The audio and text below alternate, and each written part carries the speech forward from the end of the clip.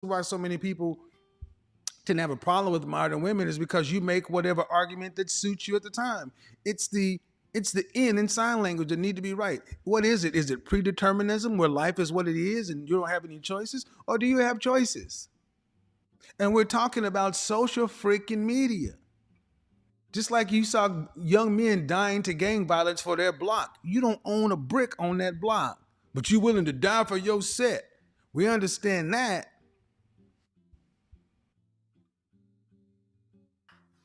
Social media doesn't ruin relationships. I'm so actually glad you asked me that because it doesn't. It's user error. Like you can't say that it ruins relationships. Like if the relationship's gonna fail, it's gonna fail.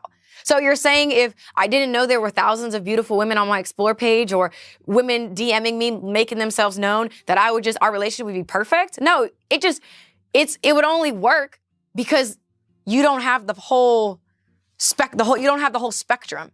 You're only seeing, oh, back in the day when there was no social media, people stayed in marriages. But now people are wanting to break up because there are options.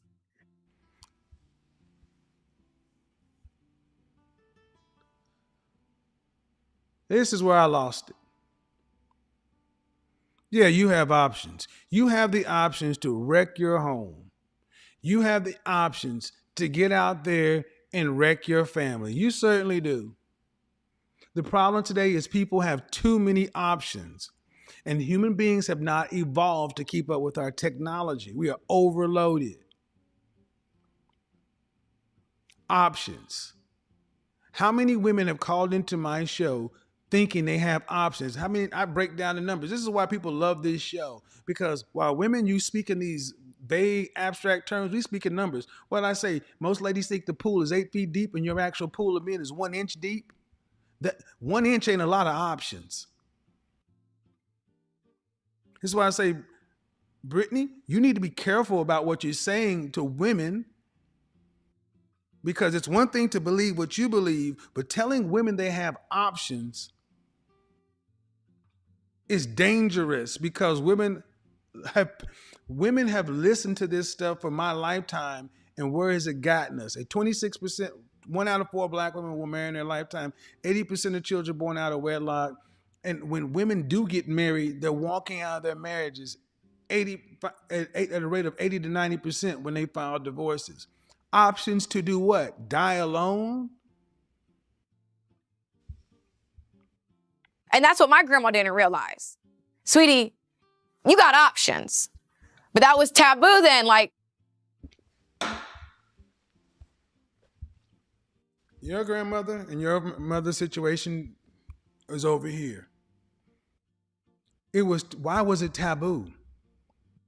It was taboo because uh, human history has shown us that the world is not set up for a bunch of middle-aged women with children out trying to go get another man to mate with or couple with to live the rest of their lives. It doesn't work.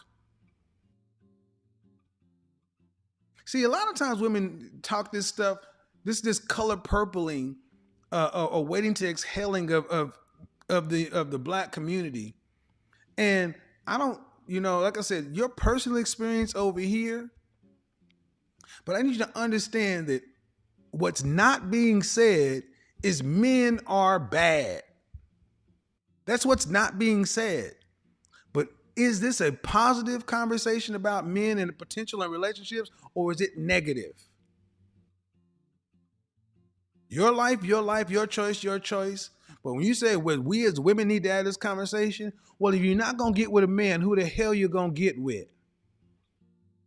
What's the alternative, ladies? What you gonna do?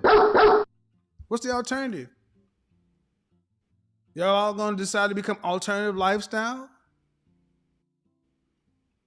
Or are you gonna or are you going to become agreeable and able to work with somebody? Because, like it or not, if you keep having the same outcomes, the only common denominator in all of our situations is us. All men can't be a problem. Options. What options do grandmas have on the dating market? What the French toast? to get divorced, that was embarrassing. It's different now. Social media doesn't ruin relationships. The user ruins the relationship. Okay, I mean, I'm not. What I'm saying is this, though. Coming to this, so can you imagine? So here's what we want to do. I want to get together 100 men, and we're going to start elderly singles clubs. Can you imagine this? Oh my God.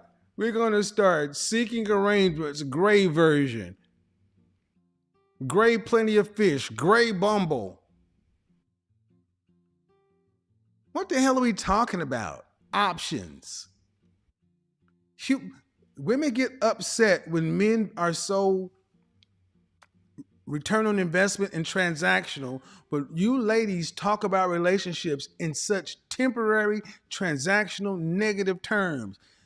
On to the next, on to the next. I can't fix this one, I'll go get another one. Ladies, you treat men, you women speak about men like they're an infinite supply. And when the reality is you outnumber us on the planet. That's why I run the numbers. Ladies, you don't have options. Brittany, you may have options. But to the rank and file woman, they don't have options like that. And it's dangerous to keep telling women you can do what the hell you want to, how you want to, when you want to, and it'll all be all right. And I've always said this, is that if you're serious about your relationship, try to keep it private as much as possible. You know what I'm saying?